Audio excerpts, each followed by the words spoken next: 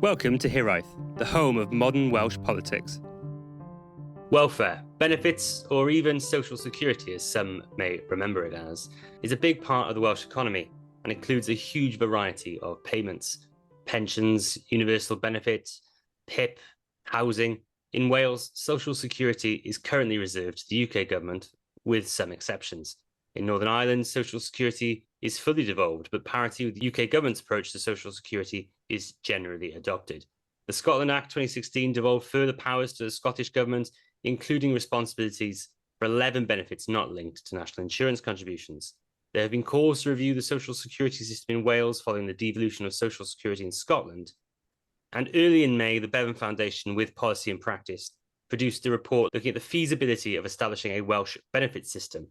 Joining us to talk through this report and the wider social security system tonight are Dr. Steph Evans, Head of Policy Poverty at the Bevan Foundation. Hello, Steph.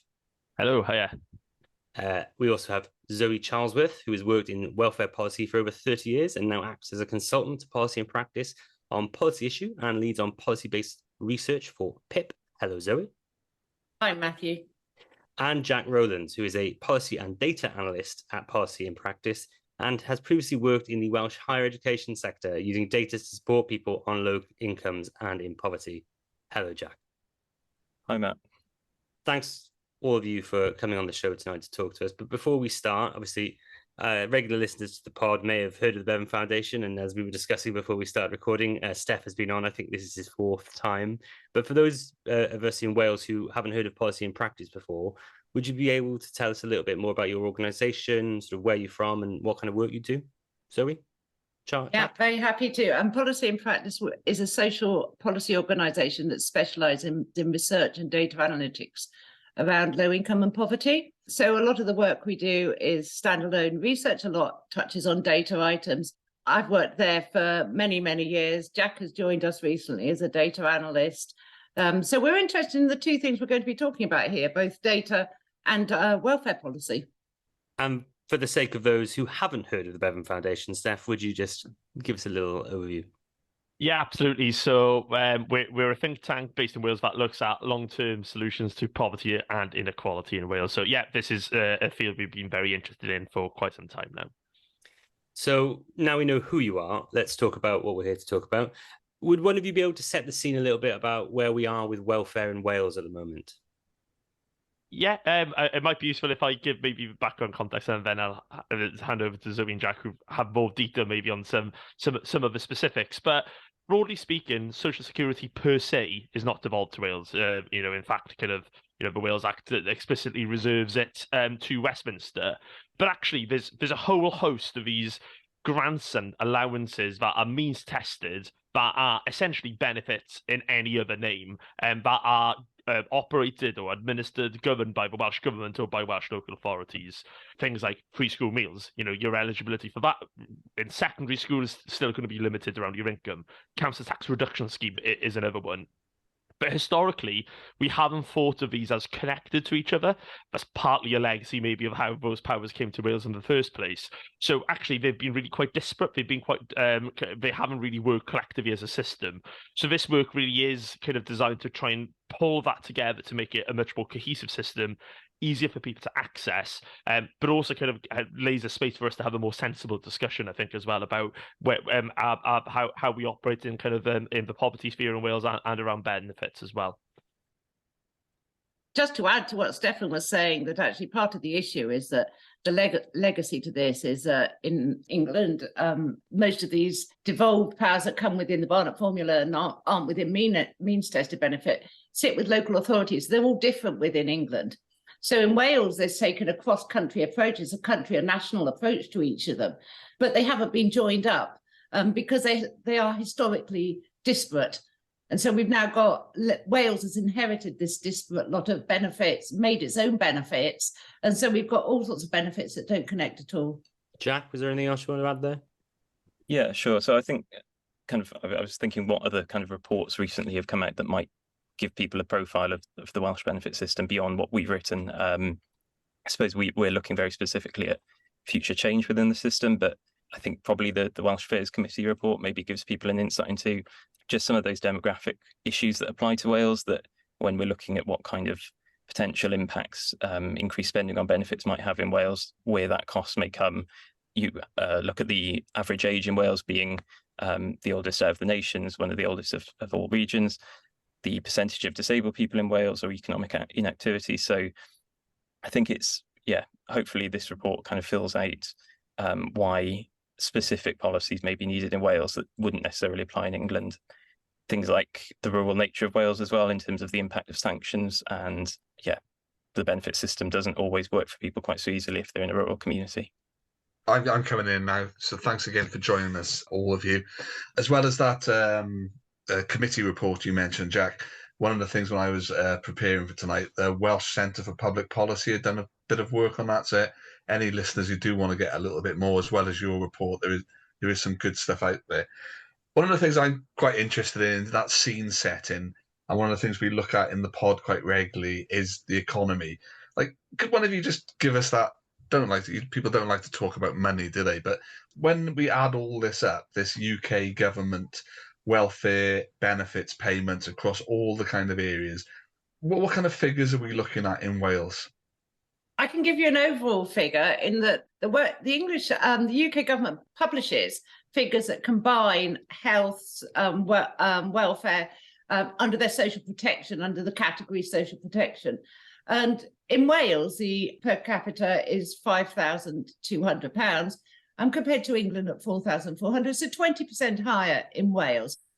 Jack has some really interesting figures that break down the differences in benefits between the nations. I don't know if you've got any of those that you can talk about immediately, Jack. Yeah, sure. I think, probably an intro to this to show the lack of data on this. Probably the best report was the IFG report in 2018, but obviously pandemic has happened, UC rollout, things like that have taken place. So those figures are probably changing still. But it shows Wales with the second highest sort of benefit spend behind Northern Ireland. But probably if you looked at the demographic change in the two, Wales is probably getting older, Northern Ireland younger. So there's probably a direction of travel there. And so they break down the 2013 spend instead as a way of trying to estimate that. So there's a clear kind of direction there that Wales has the largest per capita share of old age benefits, second highest on sickness and disability benefits, but 50% higher than in England. And it's only really housing benefit that's lower in Wales, where at least in the past rents were lower, but obviously that's probably changed in the last 5 years as well. So that's a good kind of profile of the previous position, I think. Yeah, and to maybe add a bit of Welsh context as well. So when, we've been interested in this area on Welsh benefits for a while, and we did some calculations just before the pandemic that estimated that all these different schemes that the Welsh Government ran, the total spent was about 400 million at the time, which was more than was being spent on job seekers allowance and the work element of universal credit in Wales combined. So, it's a substantial chunk of cash that the Welsh Government has got control of here, let alone then, as Zoe and Jack have drawn attention to the fact that benefit spending in Wales is very, very high in relation to the rest of the UK as well. Now, this is my stupidity coming forward, because I'm just trying to get an idea of what the kind of input into the Welsh economy financially is. So, Steph, I'm going to come back to you on that 400 million in a moment, because I think that you said that's what Welsh Government put in, yeah? So the UK government input, I think, Zoe, you mentioned it was something like just over 5,000 a head in Wales. So just like a rough, working of a rough rule of thumb, 3 million people, 5,000. That's, I did look at it on the calculator. I think it's, over $1 billion, 1.5 billion or so. That's what we're looking at from the UK government in terms of welfare into Wales through what they've still got responsibility for. Is that around the right place? I think so, but I think you've got to remember that that's health and welfare, that's social protection. That isn't just welfare spend. That 5,000 was health and welfare wrapped up together. Yeah, no, I just think a lot of what we do on the pod, independence and Welsh economy comes up a lot. So it's useful to know where funding or money from the UK government, which isn't often captured, come in at. So just getting that kind of position, I got to work that out again later. So sorry about that. So, Steph, I wanted to come back to what you came up on then. The report does mention, but alongside those UK government systems, Welsh Government, local authorities in Wales have their own system of benefits, grants and allowances. Can you go into a bit more detail on those? You just mentioned that 400 million figure, which is substantial, but what do those make up of? Yeah, so I think you can broadly categorize them into two groups. So you've got kind of discretionary and rights-based benefits. So maybe start with discretionary, because the focus of the work we've been doing with policy and practice has been very much on the rights-based ones. So the discretionary ones are things like the Discretionary Assistance Fund. So that's a emergency scheme that provides either cash or kind of goods in kind to people in crisis. So I think for Welsh Government and Welsh, kind of the average payments is going to be about £100 going forward into the next financial year. You're allowed to claim about 3 of those in a year. So that's for people in acute financial hardship. There's kind of those discretionary schemes. They've got some powers over discretionary housing payment as well. So that's, again, crisis housing funding, where they've got powers to top up local authorities administer those. So you've got sort of discretionary pots of cash where a lot of money is spent, but they're quite hard to bring into a single system without, where you're trying to ease application, because they're discretionary and therefore it's up to the person making that assessment, whether someone's eligible for that or not. So the rights-based schemes are probably the kind of the easiest place to start if you wanted to make the system a bit more rational. So we've got kind of things like free school meals. Historically, that would have been all children. Now it's in secondary school, or will be in secondary school. Council tax reduction scheme, so that's either a full discount on your council tax or a partial discount on your council tax.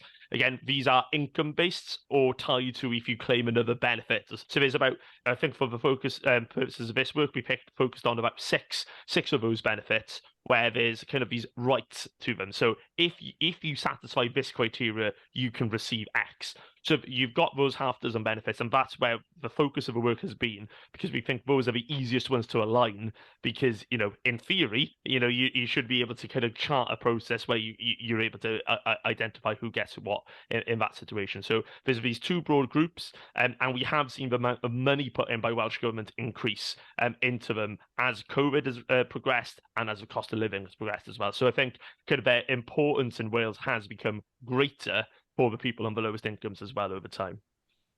Zoe, Jack, do you want to add anything on, what you found looking at Wales?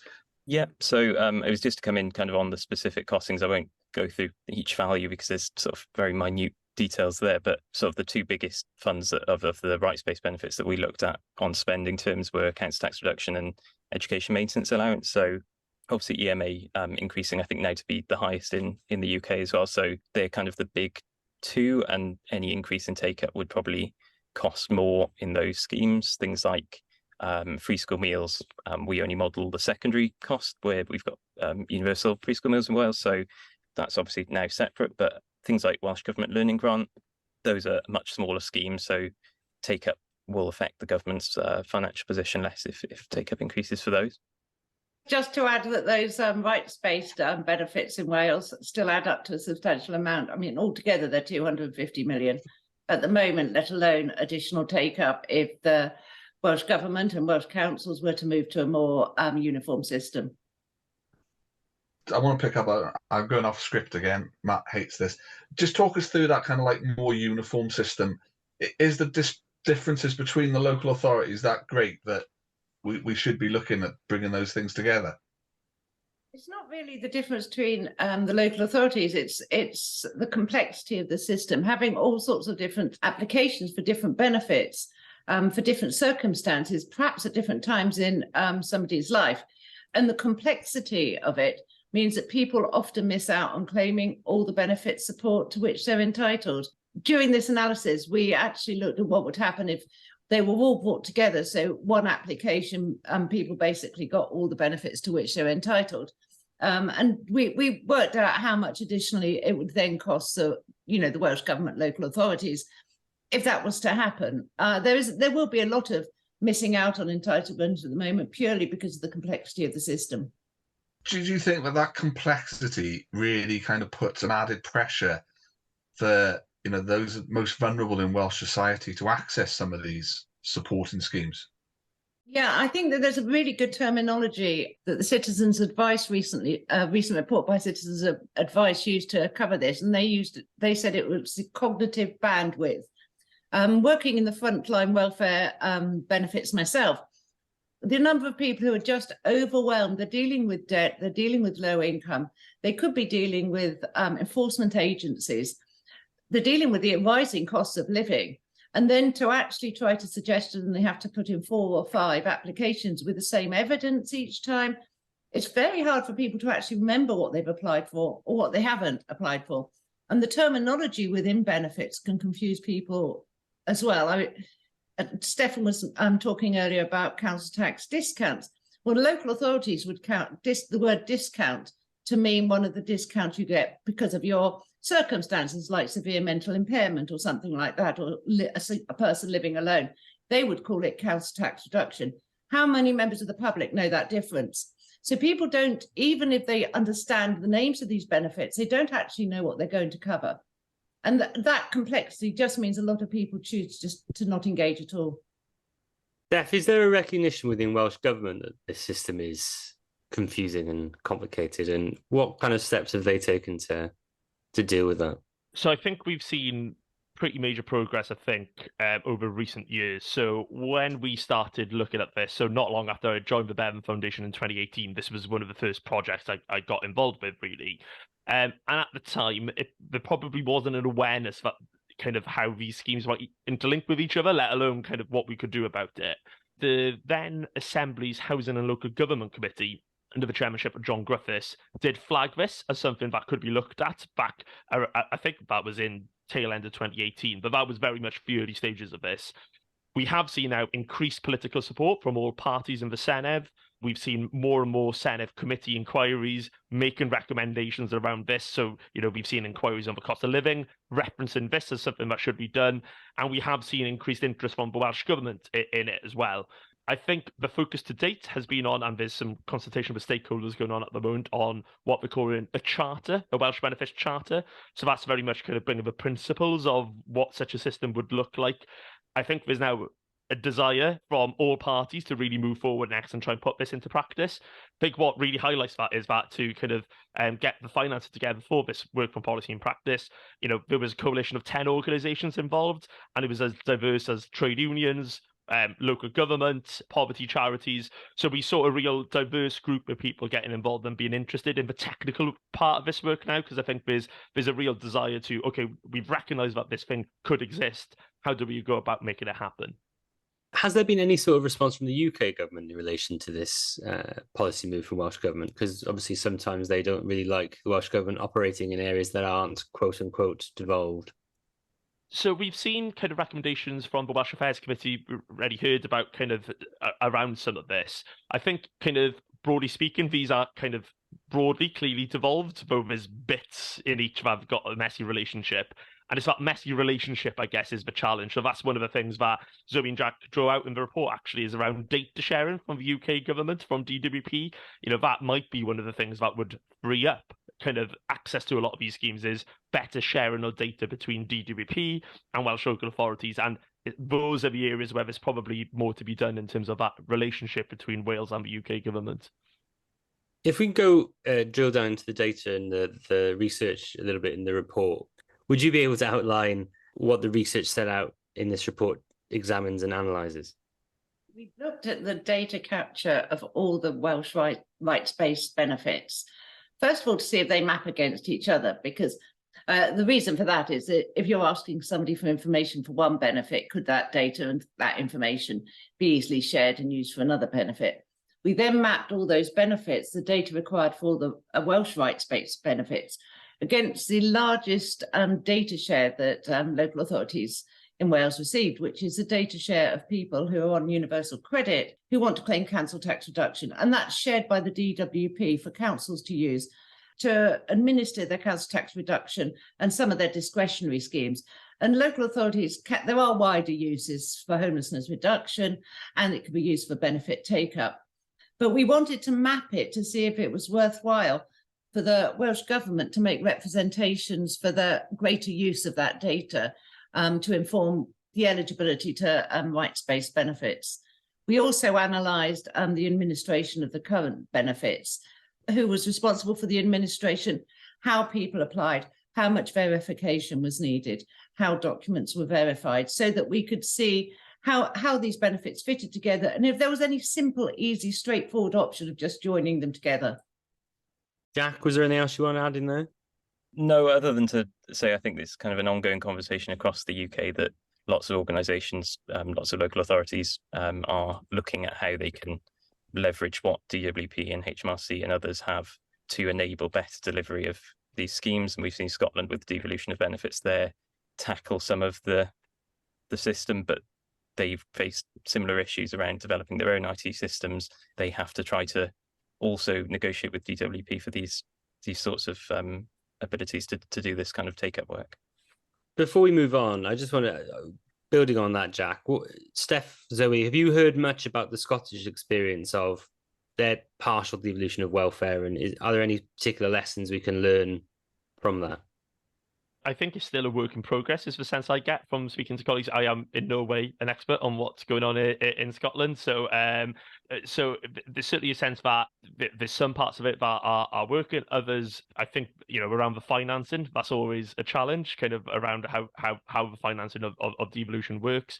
I know there was some work done by the Wales Government Centre, actually, at Cardiff University, I think just before COVID, that looked at, if you were to devolve similar powers to Wales, how would the financing of that need to be kind of structured so that Welsh Government's budget didn't get increasingly eaten up by funding these schemes that had previously been funded by the UK government. So I think there are some challenges around that, but it's also given them the power to be looking at stuff like the Scottish Child Payment, which is going to make a significant difference to a lot of people in terms of their financial position. So I think mixed seems to be the feedback I'm getting, but as I said, I am not an expert at all in terms of the effectiveness of that system. We've talked a little bit around data, and I don't want to suggest that it's the geeky bit of it, Jack. But what do the organisations who are holding this data in Wales have, and how is it currently held? Are we in a good place? Because data is incredibly important for these type of issues, isn't it? Yeah, I mean, I'll let Zoe maybe elaborate beyond what I offer, but I think what I see day to day working with local authorities is the numerous data sets and the fact that actually joining them and building a profile of households isn't actually, at least, I mean, you can't know what goes on in organisations that you don't work with, but they're complex data sets. They're not necessarily obvious what each element represents from a layperson's point of view.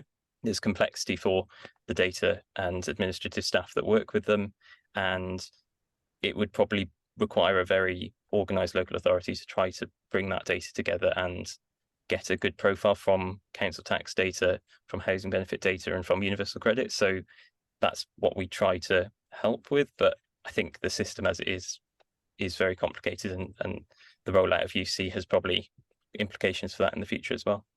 Yeah, I think that across the rights-based benefits in Wales, the issue is that we have different administrative organisations. So we've got the NHS, education, local authorities, all doing the administration of individual benefits. Each of the data they hold, they're collecting the data that's specific to that benefit. Now there'll be overlaps like names, addresses, things like this, household composition. In general, they're just collecting the data for that benefit, and they're all held on separate databases. That doesn't mean that eventually those databases, if the data governance permissions are there, cannot be merged and aggregated into a single one. But as Jack was saying, we've seen in local authorities that merging data just within a local authority to get a holistic view of people can be difficult. Some local authorities have done this, they've moved very far with this, and they have developed holistic views across all their local authority systems. But it takes time, it takes a lot of commitment from those involved. It seems to me that if there is the commitment in Wales to aggregate these data sets, it can be done. But of course, you can move forward with a Welsh benefits system without the aggregation of the databases. It's not a necessary part of it. Well, certainly not a starting point.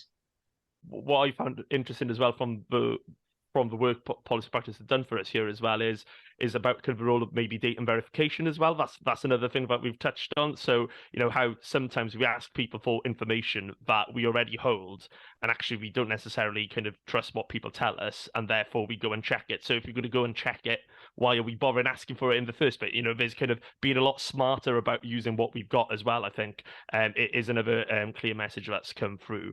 And I think it also might raise questions in time for the Welsh Government about, if one of the reasons we've got difficulty matching data sets at the moment is because each have got different eligibility criteria with different bodies organising them, could there be an opportunity here to revisit some of the eligibility criteria again to make them a bit more aligned anyway? Those might be questions that in time you'd want to explore, but that doesn't stop us cracking on and making it much easier for people in the meantime. I just had an awful lot of data at the moment in my professional hat on the health sector and how data sets across borders, and not just England, Wales, but between health boards, is problematic. So it's not refreshing to hear that it's the same elsewhere, but it's perhaps frustrating that it's the same in this kind of area. But one of the things we're looking at then is, Wales moving towards that kind of central database with a one-stop portal. I think we can see that there's advantages in that, if you can explore those, but there's disadvantages as well. Are there? What would we be looking at for an ideal system in Wales? What's the pros and cons? Yeah, I think there are a lot of advantages. I mean, I think there's more advantages than disadvantages of this. Certainly for the households, the advantages are in maximising income and ensuring people get all the benefits to which they're entitled, and also reducing any mental health issues, reducing debt. There's so much benefit to households in doing this that I think that's probably overrides everything else. But we've got to remember there are also benefits to administrative organisations, in that if you've got 2 or 3 organisations all checking passports, all checking for birth certificates, all asking for the same data, there's a lot of time spent there. So savings can be made by those organisations if these are all sort of combined, or at least if verification is combined. The disadvantage is really the implementation costs, and actually getting everybody in the same room, who's all the stakeholders, all the local authorities, getting everybody to agree what they want this to look like, and getting everybody to work towards the same outcome. I feel that this is actually just a lot of effort initially that may present quite a substantial barrier. I mean, Stefan's probably got more thoughts on that, but I can't really see any other downside. I might be missing something. I think Wales definitely have a good committee or task force to sort this out. Steph? Yeah, no, absolutely. And I think that's one of the things that we're really pleased that the report does, is it identifies the short-term stuff, the stuff you can do quite quickly. And we don't see any reason why, we need to be hanging around with some of those. We can start the process of getting them into place. Then there's these kind of maybe longer term stuff, like bringing together that portal, that form that people can have. There are complications around it, as Zoe mentioned, but that's why we'd be keen actually to see that process start now as well.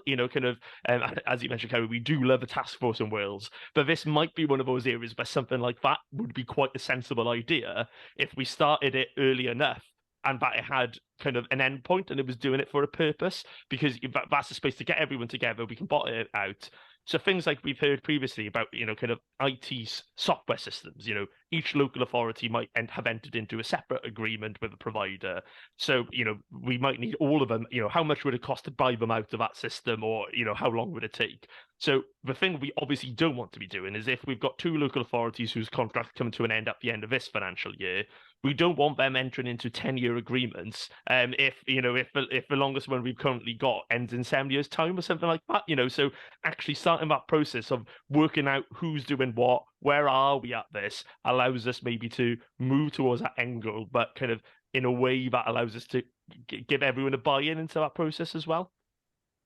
Thinking of that and just sort of stretching the report out a little bit now, if you were designing the system that eventually came after, say, the devolution of the administration of Social Security, what sort of outcomes would you be looking from that process and that project? It depends if you're talking about devolving all benefits or just the rights-based ones. If you're looking at the ones that we've been looking at in this report, just the right-based ones, you're looking at ease of access, supporting the resident, supporting the Welsh citizen, and ensuring it's cost-effective in the administration. That's mostly what we focus on. If I can go a bit wider, if you're looking at benefits in the long term, if you're looking at a further devolved system, I think starting from scratch is just a wonderful position to be in. Because to be able to set a purpose of intent of a benefit system, to be able to set principles behind it, in a way almost like the Scottish Government has done, even though they're only partially devolved powers there at the moment, I think it's a really great place to start. Within the UK, they're looking at setting a purpose. What is a purpose now? What are the principles behind benefits now? But to do that on an already existing system is a much, much harder way to work a benefit system. And I think to start discussions on where Wales wants to be, what they want their benefits to be for, and what principles they want to adhere to in the administration of those benefits, it's just a great place to start, really.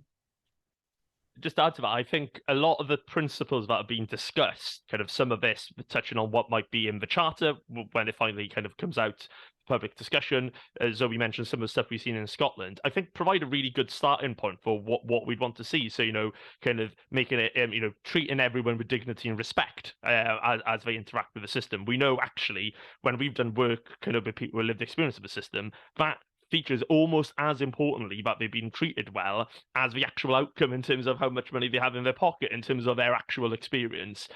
Things like viewing benefits as a public service, sort of shifting that focus away from something that, moving that stigma on as well. These are the sort of things that I think we'd all want to see if we want to have a benefit system work for people. And I think that probably it does align with where the Welsh Government wants to be going as well on this. So what would be great to see is having those principles embedded and then following through and acting on that. Because I guess, we have a long and proud record in Wales of coming up with really good principles in a variety of policy areas and not necessarily, implementing then the policy that would follow on to deliver those principles. Jack, do you have anything to add there? Obviously, you have a difference between the long-term aim and what you hope to achieve in the near term. And I think probably some of this is around looking at the rollout of UC, around the current sanction system, and how can you maybe help current organisations manage the current problem that they're dealing with. If energy bills are continuing to stay high, how can the system currently cope? And then there's probably a separate discussion around what does the future system look like, and the balance of reinventing the wheel versus having your own system. Do you try to lend on what Scotland or others have done? Possibly there are efficiencies to be made there if you learn from others who have built a system themselves and encountered some of these issues. So let's build on that then, Jack. What about the current system do you think makes achieving these outcomes difficult? Well, I'll start with maybe what makes it easy is having this common universal council tax scheme, which does mean that every local authority has a common profile there. So that's already a good point to start.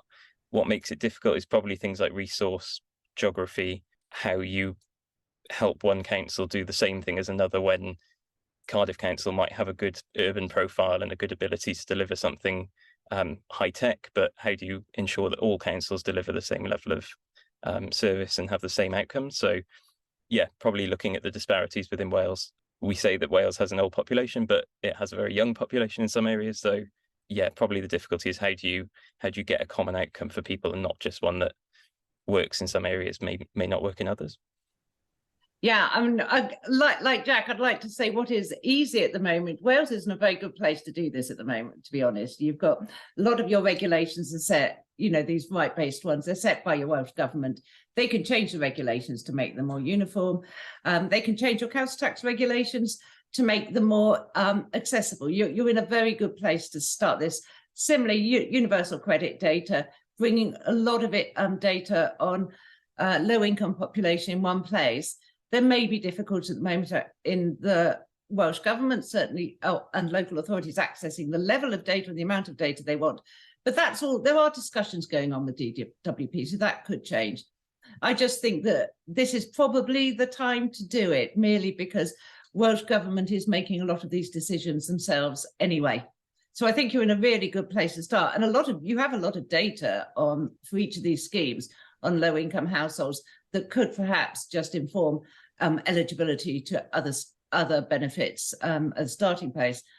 What I see as the most difficult hurdle is I'll go back to that cost of implementation. It's always large. At the moment, there are so many pressures on councils, Welsh Government, governments, the public sector as a whole, in terms of inflationary pressures, but also they are having real problems in just keeping people's heads above water. And taking on a big project is always going to be costly. It's always going to take a lot of resources. But then if you look at the hurdles now and you stop that doing it, there will be other hurdles in the future. So I'm not sure that's a good enough reason to not move forward. Steph, is there anything about the UK system that makes getting the same sort of qualitative outcome difficult? So I think, there's always conversations, isn't there, about the adequacy of the UK social security system. And I think, there's an element of political choice, in terms of, we have seen real terms cuts to benefit spending. So in a way, no matter what you do with the system, if the amount of money you put into it in real terms reduces, that is going to put extra squeezes on people. Things like the sanction system, those are going to have a really difficult effect on people, and those are political choices. So, you can choose to do those or not.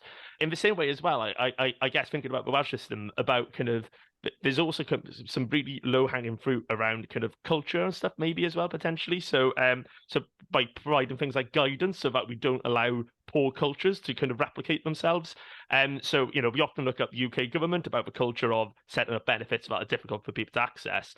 But a case that always kind of stays with me was when we started our work on this. First of all, one of the first benefits we looked at back in 2019 was the Pupil Development Grant Access. So it's just been renamed the Schools Essentials Grant. So school uniform, basically, supposed to school uniform. And there was one local authority in Wales that required any parent who wanted support through that to send in receipts of every single item of school uniform that they'd bought before they'd send that money out. And essentially, the reason we were told was, well, it wasn't very clear to us whether we'd be audited on how we'd allocated that money. So we have a really officious risk department, and therefore they decided that, no, we're not taking any chances. So there's that sort of embedded culture, I think, that, kind of is certainly still at a UK level, but it's also still here at Welsh level in some of our local authorities and some of our public institutions. So it's about, is there easy ways to provide guidance, for example, to make sure that those cultures don't get passed on to the next generation, maybe of staff working in some of those spaces, to move us away towards the direction we want to go, rather than continuing some of that kind of people are here to kind of steal money from us. They're not, rather than the mindset we'd like to see. We've explored there's fiscal issues with the changes, but in the report, have we come across anything which is on the legal side of things? So, any changes that will be needed to make these things happen in Wales?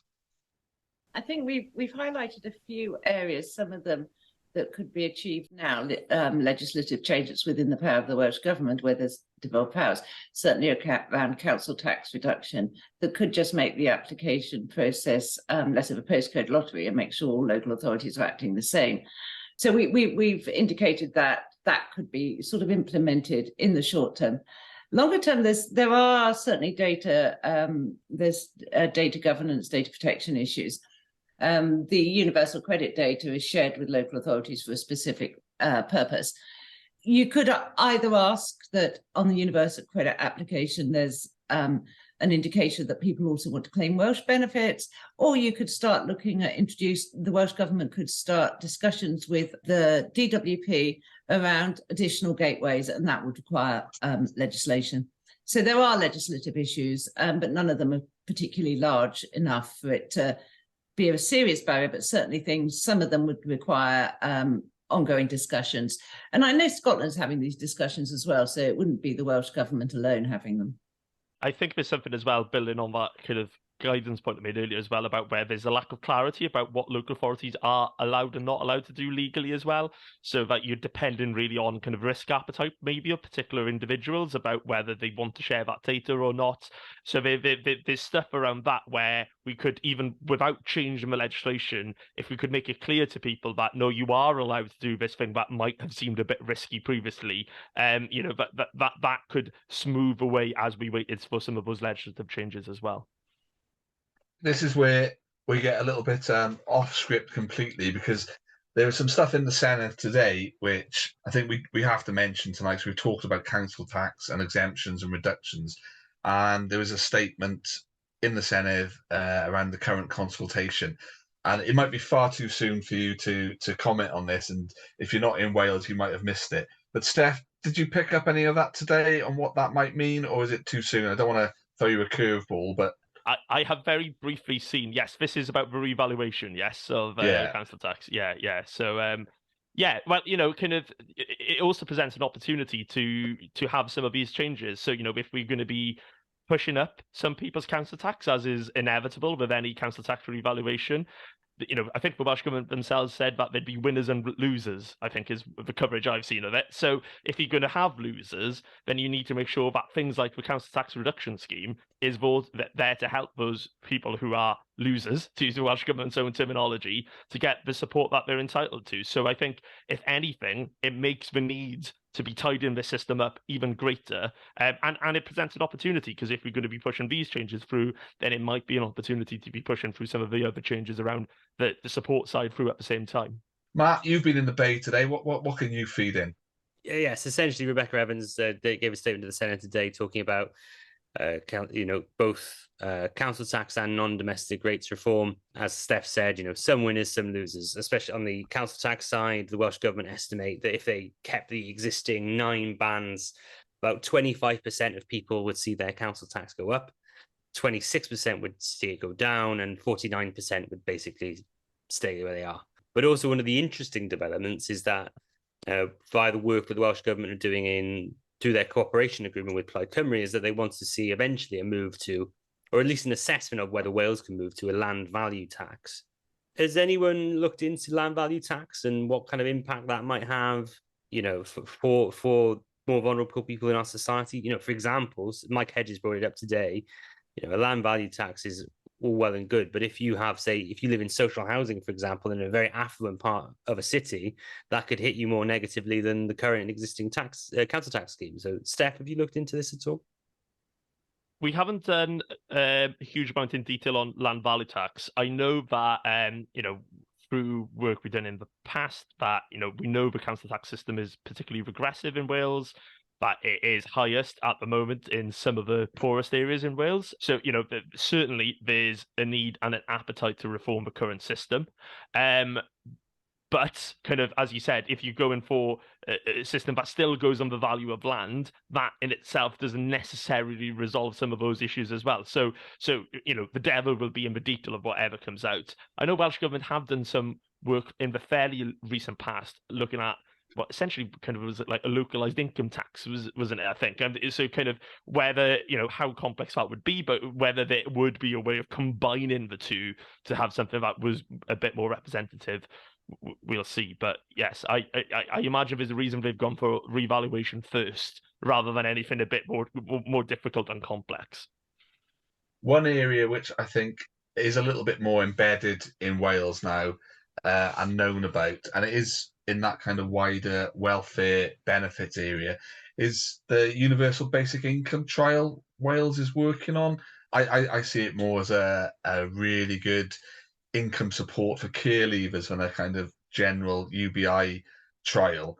But Zoe, Jack, with your experience in welfare and the wider field, have you got any thoughts on that? Whatever kind of scheme it is, I think it is really admirable for Welsh Government to be doing it. Have you got any thoughts on where we are with that?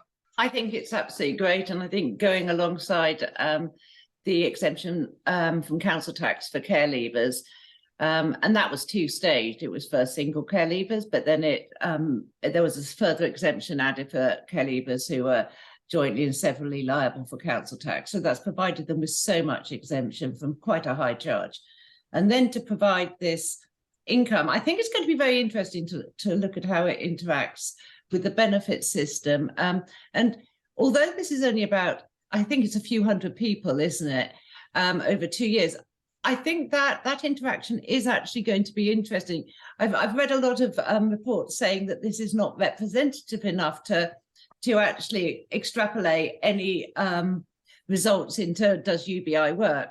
But I think it would be interesting to see how many of those people lost the majority because of the marginal tax rates. It's interesting. I think for each care leaver, this will be huge, make a big difference in terms of how much it'll inform universal, all the discussions around UBI. I think that interaction will be interesting. And because Wales has done it, it's going to be the first results out there that we can look at and actually see if it makes a big difference. But I think it's the interaction, certainly around the marginal tax rates, that I'll be most interested in. Yeah, I think I'd probably just echo what Zoe said, and I think it just reflects that probably nationally the DWP is focusing very much on work and how you can help people with employability, but for obviously different demographic reasons in different areas, that doesn't always work, or if it does, it won't happen overnight. If you've got people in debt, or if you've got people with immediate costs, or have a sense that increasing their income won't be worth the time that they have to put in, something like this may give people a platform to at least get their head above water and then take the position to go into work, where probably the national approach at the moment is to just make people see a job coach, make people subject to conditionality, and without the sort of carrot and stick approach, if you don't give people an incentive, if you don't show people that it's actually beneficial for them to work and give them the ability to get that headspace first, then yeah, it's not going to work if you just expect people to apply for a job. I've been reading a lot today about AI and what the chap who's leaving Google is saying, but you know, some of where AI could be going, UBI should definitely be in policymakers' minds at the moment. Steph, I'm not sure if Bevan Foundation is involved in the UBI trial or working group, but I'm sure you've got some thoughts on that. Yeah, so we haven't done an awful lot on UBI per se. I think as the conversation has said, you know, kind of extra support to care leavers, I think is something really, really positive. I think kind of one of the challenges I think we'll need to interact with, you know, if we want to move more in this direction, is kind of how do you kind of ensure that you don't bake in inequalities by having a flat rate, which is what I guess some of the proposals have been. So the example I always give is that, you know, the rent on a 1-bed flat is the same whether you're 2 people or one person. So how would you have a rate that took that into account, for example? And then if you did have to introduce kind of some sort of tests in the back end to decide the value of the UBI for disabled people, for example, then why can't we introduce more progressive kind of tests into the current system we've got through the benefits system? So there's those sorts of questions, actually, I think that are really, really important, that if this is the space that we want to head towards, then we'll have to engage with those questions in greater detail. But I think the focus on adequacy and the kind of the failures of the current system, I think, are really, really useful that we have in those. And I don't think it's a coincidence, really, as well, that we're seeing more campaigning at a UK level about the adequacy of the benefit system more generally. So some of your listeners might have seen that Joseph Rowntree Foundation and the Trussell Trust are currently running a campaign for essentials guarantee within universal credit. So that opens up interesting conversations about kind of what is the value that we all need to survive on. So I think there's lots of interesting conversations certainly going on in that space at the moment.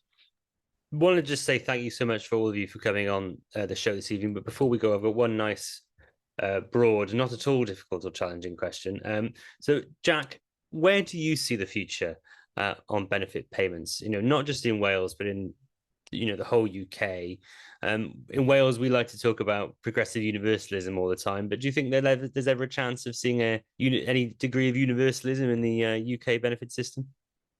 I think probably what the report probably picks up is that this is still a national problem that is very dependent on UK government policy, and until that moves, it's probably difficult to change the system fully. But yeah, I think I'm probably a bit depressed after Kerry's comment about AI. I think there is an argument that actually does the benefit system need to stop focusing on work entirely if that's our future. So.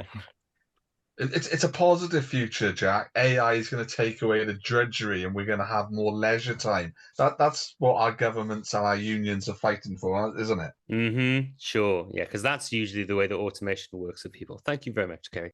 Zoe, Steph, did you have any end comments on the sort of future of the welfare system? I think at the moment, all sorts of organisations are creating documents setting out the future for the welfare system, because I think some sense that there may be a change of government at Westminster in the foreseeable future.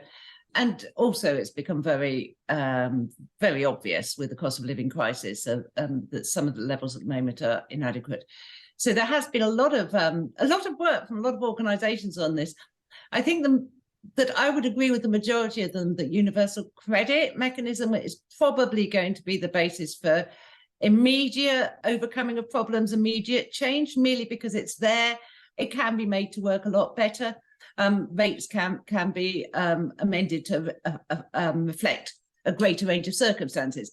Anything like a universal system, I think, is going to be really tricky in the UK, given the housing costs and given the different regional housing costs. That's not to say it can't necessarily be a basis at some point, but I think you would always find it's a basis with other things on top around disability housing, etc. And what I would personally like to see is that there was enough joined up data that eventually your income, which HMRC, let's be honest, knows anyway, your income and your circumstances, and HMRC, the government does have this data on most households, automatically is topped up each month for people who need it. No application, very, very clever. We might be coming back to Kerry's AI point. I don't want to go that far. I hate the idea of that, but I do like the idea of people getting what they are entitled to without having to apply. Steph, the final word to you. Yeah, no, I think building on Zoe's point there, and I think I'm coming back to the kind of purpose of this work. I think there's the two questions need to move hand in hand. So the value and the access. Having a really generous system that's really difficult for people to access isn't necessarily much better than a system that's easy to access but isn't generous enough. So I think what I hope that this work really does is to focus minds in Wales around the things that we've got control over in this space, around the access, and that leads the way for us to have in these broader conversations maybe in time, because we've got the basis then to add bits into that system. Fab. Thank you all so much for coming on the show this evening. If people want to hear more from you, where can they go and find you on Twitter, Steph? I'm Steph H. Evans. Jack? I'm Jack Rowe H. Fab. Zoe? Zoe Charles Wirt 1. And does your employer have a Twitter handle as well, for those who don't know of the work? Yeah, it's policy_practice for us. Yeah, and we're at Bevan Foundation. Fantastic. Thank you again for all coming on the show this evening. If you like what you've heard this evening, please don't forget to find Hiraeth on all the socials at HiraethPod. You can go to our website, www.walespolitics.com. And thank you very much for supporting us with your ears. But if you would like to do so with your wallet, you can go to www.patreon.com/HiraethPod. Thank you for listening to Hiraeth. If you like what you heard, please don't forget to subscribe, rate, and review.